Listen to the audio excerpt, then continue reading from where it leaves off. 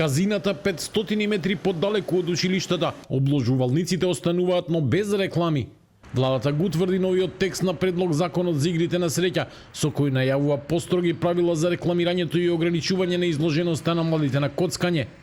Според новите правила, ќе се забрани рекламирање кое ги поттикнува граѓаните да играат игри на среќа или коцкањето го представува како пат до успех или подобар живот, но и во нив да се појавуваат познати личности.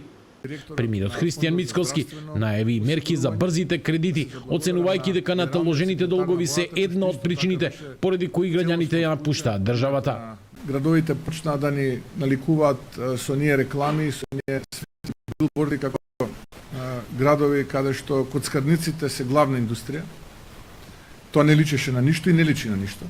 И со овој закон ќе се стави крај на таа перцепција кај граѓаните.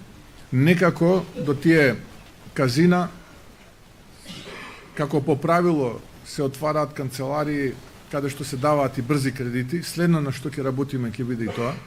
Од Сдруженијето Сакам да работам, кое ги представува вработените во легалниот сектор за игри на среќа, предупредуваат дека предложените измени може да предизвикаат сериозни економски последици.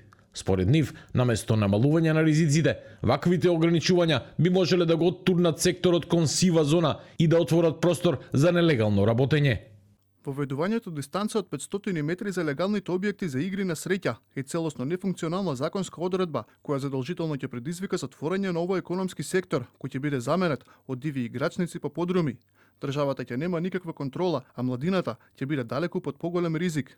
Повеќе од 10.000 македонски семејства ќе станат кандидати за иселеници во западните земји, каде повторно ќе работат во истиот сектор. Едноставно, дистанцирањето на легалните објекти за игри на среќа со оправдување дека така ќе се заштити младината е во тотална спротивност со намерите на државата да го задржи правото да организира интернет игри на среќа.